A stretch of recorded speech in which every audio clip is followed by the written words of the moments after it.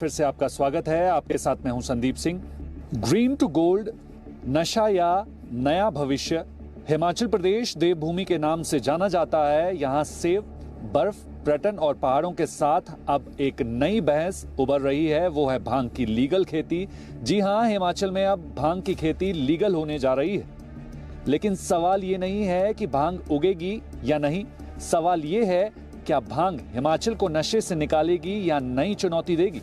मुख्यमंत्री सुखविंदर सिंह सुक्खू की green to gold पहल एक तरफ किसानों की आमदनी, राज्य की अर्थव्यवस्था और आत्मनिर्भर हिमाचल का सपना दिखाती है, तो दूसरी तरफ नशे, एनडीपीएस कानून और पुलिस की चुनौतियों और सरकारी सिस्टम के तालमेल को लेकर कई बड़े सवाल खड़े करती है। आज जी पंजाब हरियाणा हिमाचल के इस विशेष सेगमेंट में हम समझेंगे क्या है ग्रीन टू गोल्ड मॉडल, क्या कहती है सरकार, क्या कहते हैं एक्सपर्ट और क्या डर है जमीनी हकीकत का।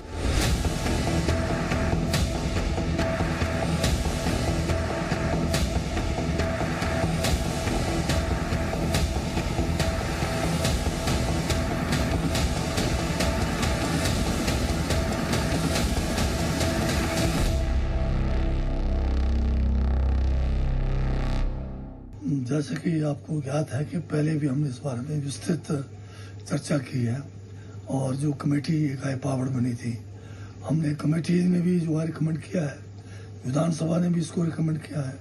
अब जो है फाइनल जो डिसीजन अब जो है सरकार को लेना है और शीघ्र सरकार इस पर जो है आने वाले समय में इस पर फैसला लेंगे। जी सर, अगर ये खेती लीगलाइज होती है हिमाचल प्रदेश में मेडिकल और इंडस्ट्रियल यूज़ के लिए, कितना फ़ायदा हमारे राजस्व को होगा, क्योंकि हमारी आर्थिक स्थिति भी लगातार जो है वो खराब चल रही है। इसमें एक बात तो यह है कि इंडस्ट्रियल जो खेती होगी पूरे हिमाचल में की जा सकती है और ज़्यादातर जो बंजर खेत है हमारे, जहाँ बहुत ज़्यादा पानी की इसको जरूरत नहीं पड़ती है। कुछ ऐसे भी इलाके हैं जहाँ पर पशुओं के कारण, जंगली जानवरों के कारण दूसरे फसल बर्बाद हो रहे हैं, तो ये ऐसा फसल है कि जो बर्बाद भी नहीं होगी, इसमें नशा भी नहीं होगा, जो ये इंडस्ट्रियल पर्पस के लिए, औद्योगिक यूज़ के लिए खेती की जाएगी, तो इसका अच्छा जो है एक रेवेन्यू आने का पूरा उम्मीद है। और दूसरा जो एक मेडिसिनल पर्पस के लिए करेंगे, उसमें भी अच्छा जो है स्टेट को रेवेन्यू जनरेट होगा। ये भी जो है एक अलग से जो है क्लोज्ड एनवायरनमेंट में, चाहे वो पोली हाउसेज में बनाने का लाइसेंस दे सकते हैं, या इसके ऊपर जो है एक जिस तरह से ओपीएम की खेती होती है हमारा मध्य प्रदेश में, तो उसी तर्ज पे होगा। सर, जो क्या पौधे इस्तेमाल होंगे वो अलग तरह के होंगे या फिर जो हिमाचल में नेचुरल तौर पर उगते हैं? नहीं, पौधे इसके लिए जो इंडस्ट्रियल वाले हैं वो होंगे बिना नशे वाले, तो वो जो है उसके जो बीज है वो सरकार के द्वारा दिया जाएगा। उसमें ऐसे बीज होंगे जिसमें कोई नशा ही नहीं होगा। क्या सरकार इस बात का भी सर ध्यान देगी कि जो नशे वाले पौधे हैं और जो इंडस्ट्रियल पौधे हैं, कहीं ऐसा तो नहीं कि उसकी आड़ में कहीं दूसरे कारोबार चले? इसका ध्यान किस तरह से रखेगी सरकार? नहीं, जब खेती करेंगे तो आपके पास खेती के लिए भी जो है परमिशन लेना पड़ेगा खेती का तो आपको जो खेत करेंगे उसके लिए भी रूल्स बनेंगे कि कितने एरिया में वो कर रहे हैं, रेगुलर चेकिंग होगी कि किस किस्म के पौधे उन्होंने लगाए। अन्यथा भी आज की डेट में भी तो जो है इलीगल जो है दूसरे नशे वाले जो है पौधे जो जंगली तौर पे भी है, कुछ जो है जगह पर जो है गुपचुप में उगाए भी जा रहे हैं, उन सब के ऊपर जो है रोक लगाने की कोशिश समय समय पर की जा रही है। परंतु लोगों को इस बात से कोई घबराने की जरूरत नहीं कि जो इंडस्ट्रियल जो खेती के लिए हम करेंगे, वो जो बीज है सरकार द्वारा बांटा जाना है बीज, और वो बीज जो है बिना नशे के होंगे, वो सर्टिफाइड बीज होंगे। यही भांग की खेती सरकार की नजर में एक औद्योगिक संसाधन है। राज्य सरकार ने 0.3% से कम टीएचसी यानी नशा रहित औद्योगिक भांग की नियंत्रित खेती करने का फैसला लिया है। सरकारी अनुमान के मुताबिक हर साल 500 से 2000 करोड़ रुपए का अतिरिक्त राजस्व हिमाचल सरकार को हो सकता है। 24 जनवरी 2025 को हिमाचल सरकार की कैबिनेट ने औद्योगिक भांग के पायलट प्रोजेक्ट को मंजूरी दी है। सरकार का दावा है ये नशे की खेती नहीं बल्कि इंडस्ट्री की खेती साबित होगी। इको फ्रेंडली कपड़े, बायोप्लास्टिक, पेपर और पैकेजिंग, कॉस्मेटिक, आयुर्वेदिक दवाइयाँ, बायोफ्यूल और एनर्जी प्रोडक्ट्स, यह सब भांग की खेती से ग्लोबल मार्केट में इस वक्त डिमांड में है। और यही वजह है कि हिमाचल सरकार इसे कह रही है ग्रीन टू गोल्ड।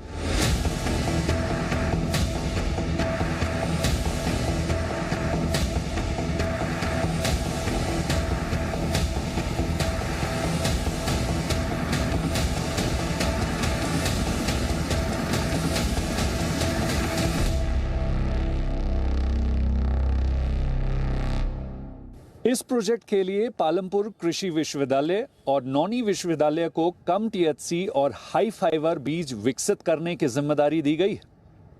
इस प्रोजेक्ट के टीम लीडर क्या कहते हैं, आइए उनसे सुन लेते हैं। ये एक हिमाचल सरकार का बड़ा सराहनीय एक प्रयास है कि ये इस विषय पे इन्होंने ध्यान दिया, और ये जो हमारा एक बहुत अच्छा संपदा का स्रोत है, एक कैनाबिस जिसको भांग भी कहते हैं, इसको ऊपर इन्होंने एक पॉलिसी बनाने की सरकार ने सोची, लेकिन उस पॉलिसी को कार्यान्वित करने के पहले इन्होंने एक विश्वविद्यालय को एक परियोजना दी है।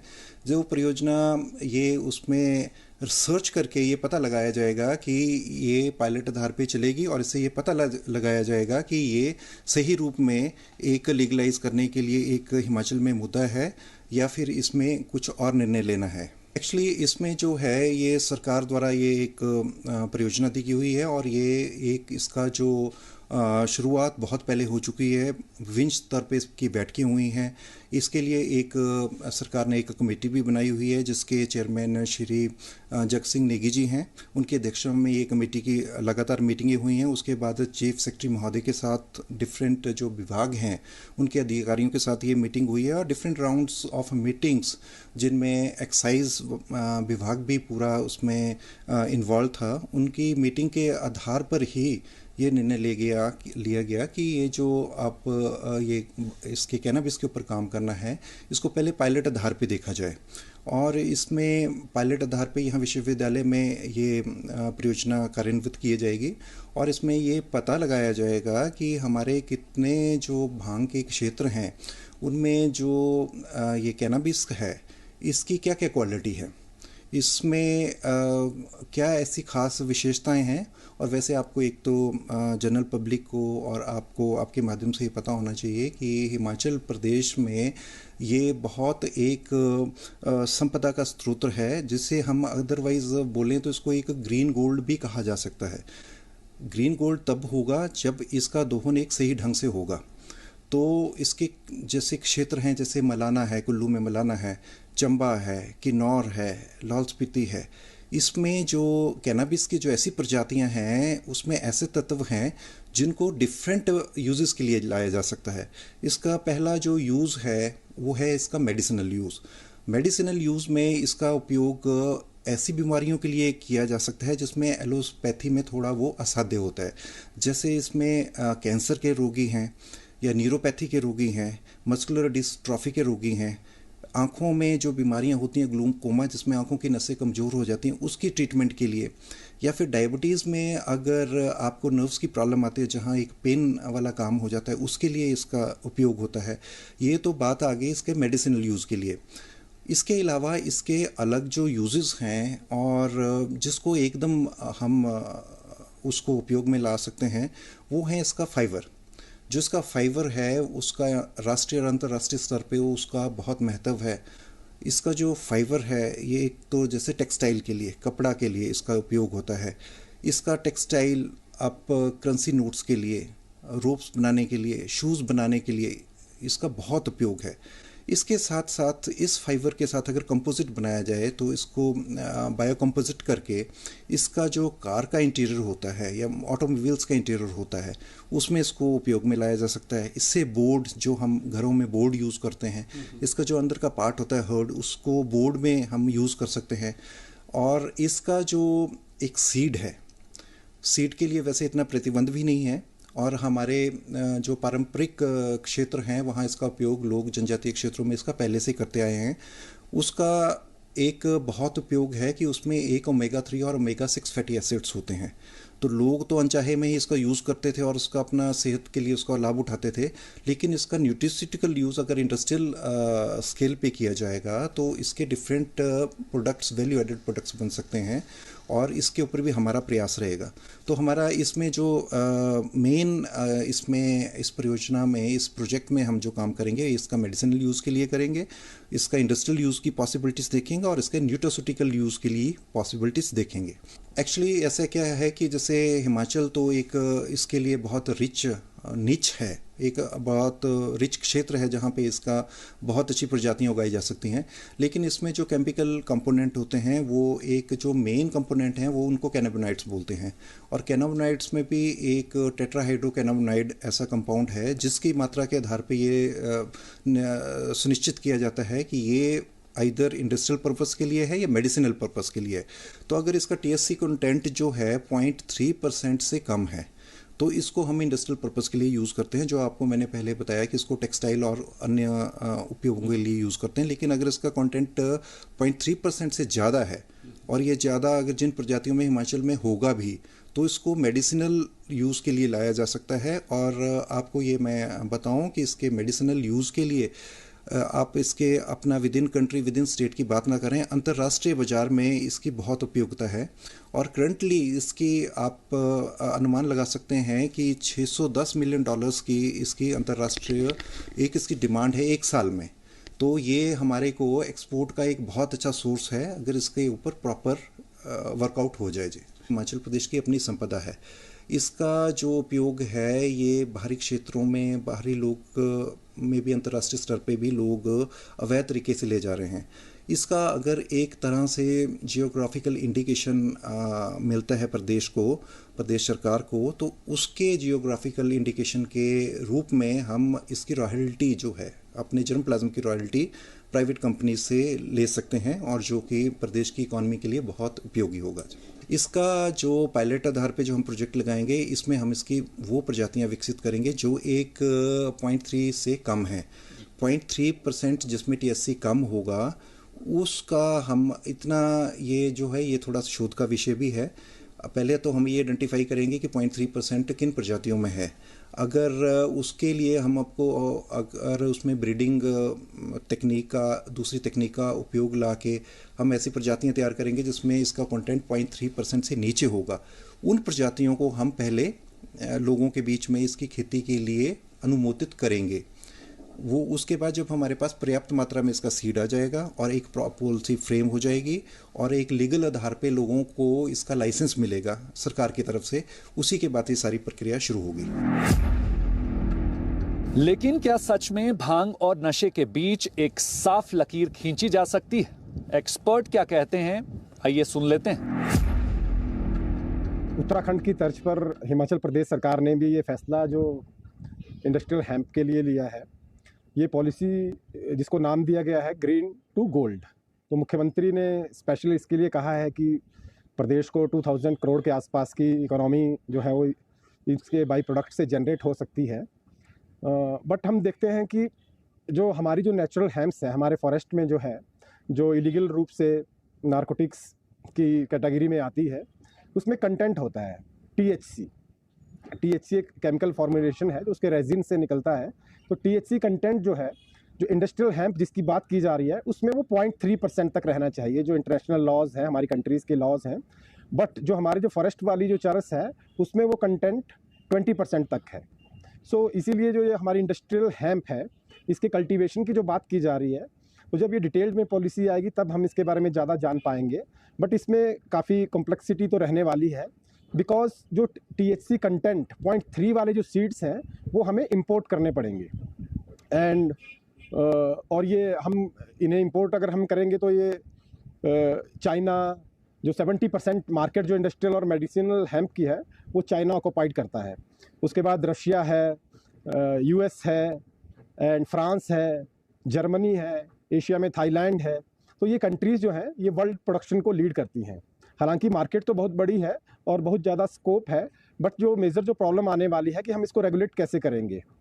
तो जैसे उत्तराखंड की पॉलिसी मैंने स्टडी की है, तो उत्तराखंड में क्या किया गया है कि लाइसेंस जो है फार्मर्स को दिए गए हैं और एक स्पेशल कमेटी है जो जो भी प्रोडक्ट आता है उसको लैब में चेक किया जाता है। एंड इसमें एक और देखने वाली बात है कि वहाँ पे ओनली जो उसका स्टेम है, जो उसका पौधे का जो स्टेम है, तना है, उसको वो इंडस्ट्रियल यूज़ के लिए यूज़ कर रहे हैं। जो जैसे फॉर एग्जांपल बायोप्लास्टिक बनता है, टेक्सटाइल फाइबर बनता है, सो इस तरह से वो उसको यूज़ कर रहे हैं। बट जो रेजिन्स वाला पार्ट है, जो ये नशा करने वाले लोग जिस पार्ट को यूज़ करते हैं, फ्लावर सीड्स हैं, तो उनको भी डिस्ट्रॉय करना पड़ता है उस कमेटी के सामने प्रॉपर चेकअप के बाद। बट अगर हम ओवरऑल ग्लोबल मार्केट की बात करें हैम्प की, तो हम देखते हैं कि जो इंडस्ट्रियल हैम्प है उसकी मार्केट उतनी बड़ी नहीं है जितनी बड़ी मार्केट मेडिसिनल हैम्प की है, जो मेडिकल पर्पस के लिए यूज़ हो रही है। और इंडिया का जो लॉ कहता है, तो इंडिया का लॉ मेडिकल पर्पस के लिए अभी काफ़ी स्ट्रिक्ट है। वहाँ उत्तराखंड ने भी इंडस्ट्रियल हैम्प की परमिशन ले रखी है। मेडिसिनल की परमिशंस अभी उसमें काफ़ी कॉम्प्लेक्सिटी है, हमारे जो कानून है देश का उसमें। तो अगर मेडिसिनल हैम्प के लिए हमारी सरकार को आगे बढ़ना है, देन डेफिनेटली तो सेंट्रल गवर्नमेंट की इंटरवेंशन भी बहुत ज़रूरी है।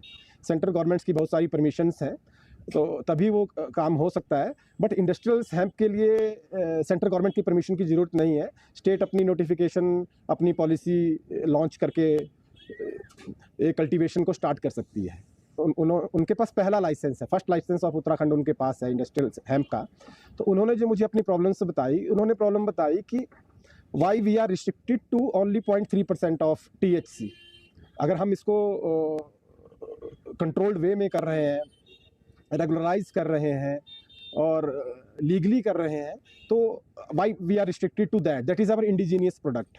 और ये सीड्स हमें बाहर से मंगानी पड़ेंगी। एंड मे और may not be our climate उनको सपोर्ट करे ना करे। उनका तो ये कहना था कि ये पॉली हाउस के अंदर ही हो पाएगा, बाहर ये मुश्किल है इसको करना, जो THC 0.3 है। और उनको इंपोर्ट में भी बहुत दिक्कतें आ रही हैं। तो हालांकि पॉलिसी तो उत्तराखंड ने भी लॉन्च की, पर वो इतना आगे नहीं बढ़ पाई। बट डेफिनेटली उत्तराखंड आगे नहीं बढ़ा, इसका मतलब ये नहीं है कि हिमाचल प्रदेश आगे ना बढ़े। हम वैसे भी कम संसाधनों वाली स्टेट है, एंड ग्लोबल वार्मिंग का इम्पैक्ट हमारी फसलों पे, हमारे फ्रूट्स पे, हॉर्टिकल्चर पे, सब पे पड़ रहा है। देन हमें भी क्रॉप्स माइग्रेशन की तरफ बढ़ना पड़ेगा। तो सरकार की सोच तो अच्छी है, पर अब हम इसे देखना है कि इसको एग्जीक्यूट कैसे किया जाए। हमारी जो एग्रीकल्चर और हॉर्टिकल्चर जो हमारे इंस्टीट्यूशंस हैं, यूनिवर्सिटीज़ हैं, तो इनको शायद जो है पहले साइंटिफिक तरीके से इसकी कल्टीवेशन का, टेस्टिंग का और एक पायलट स्केल पे शायद ये प्रोजेक्ट सबसे पहले शुरू किया जाएगा। और उसके बाद फिर इसको फार्म लेवल पे एग्जीक्यूट, डिस्ट्रिक्ट लेवल पे और लोअर फार्मर लेवल पे इसको एग्जीक्यूट किया जाएगा। तो मार्केट तो डेफिनेटली बहुत बड़ी है, ग्लोबल स्कोप बहुत ज़्यादा है। एंड 25-26% के रेट से जो है वो इंडस्ट्रियल हैम्प की जो मार्केट है वो ग्रो हो रही है। एंड एज ए कंट्री हम उसमें कहीं भी नहीं है, तो स्कोप तो है। हमारे स्टेट के पास स्कोप, इस दिशा में आगे बढ़ने के लिए काफ़ी स्कोप है। बट वो कॉम्प्लेक्सिटी जो उत्तराखंड के फार्मर जो फेस कर रहे हैं, मेरी उनसे बात हुई, तो गवर्नमेंट को वो सब कुछ सारा असेस करना पड़ेगा कि किस तरह से आगे बढ़ा जाए, कैसे इसको फार्मर लेवल तक एग्जीक्यूट किया जाए। एंड सबसे बड़ी बात है कि एक पैरेलल मार्केट, जो इलीगल मार्केट, जिसके लिए हमारी स्टेट काफ़ी बदनाम है। एंड इवन मैं आपको बताऊं कि नेपाल से भी जो चरस आती है, वो हमारे कुल्लू के मलाना के नाम से उस पर स्टम्प्स लगती हैं, तब जाके वो इंटरनेशनल मार्केट में लीगल रूप से सर्कुलेट होती है, उसकी खरीद फरोख्त होती है। तो अब जब हम इसको लीगल कर देंगे, तो ये देखना पड़ेगा कि इस लीगल की आड़ में कहीं दूसरा कल्टीवेशन भी मिक्स होके ना शुरू हो जाए।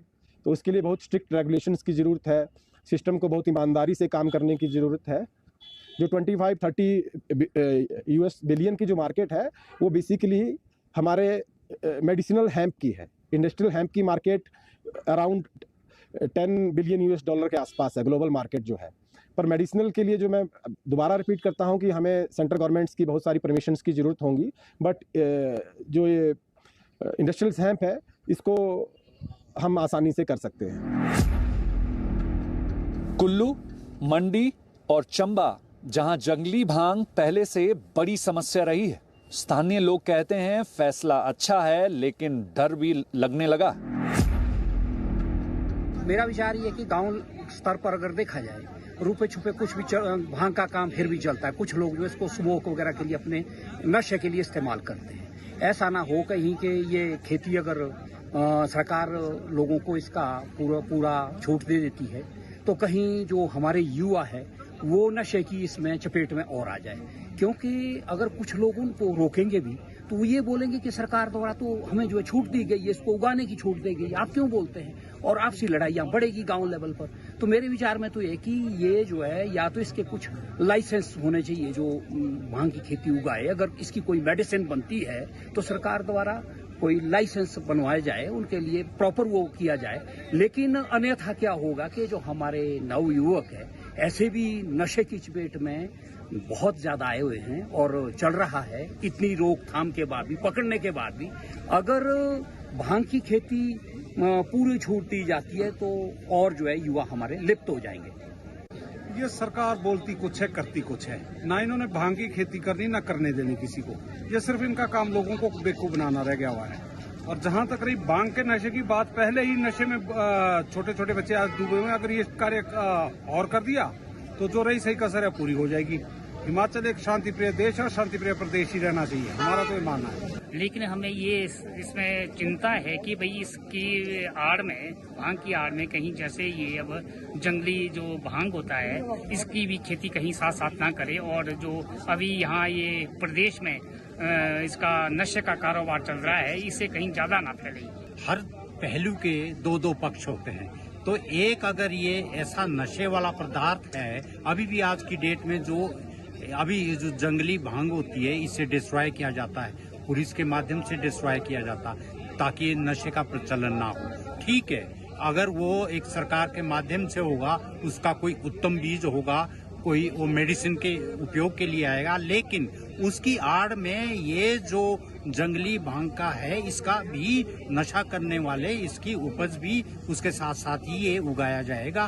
तो ये ऐसा ना हो कि कहीं चिट्टे से हमारा प्रदेश का युवा अब आने वाली समय में भांग की तरफ चला जाए, भांग के नशे की तरफ चला जाए। संदीप जी नमस्कार। जो हिमाचल प्रदेश भांग की खेती लीगल करने की पॉलिसी ला रहा है, इस पे काफी देर से विचार हो रहा था। हिमाचल प्रदेश कैबिनेट ने अब इस पॉलिसी को अप्रूव किया है। आशा करते हैं इससे राज्य का राजस्व भी बढ़ेगा और के साथ जो दवाइयाँ हैं हिमाचल प्रदेश की भांग से, ये वर्ल्ड क्लास बनेंगी। मैं जब डीजीपी पद पे था तो हमने एनडीपीएस में बहुत धरपकड़ की थी और हमने केसेस भी दिए, लोग भी अरेस्ट किए, जिसके कारण जेलें भर गई। इनकी प्रॉपर्टी सीज की हमने, ईडी को केसेस दिए।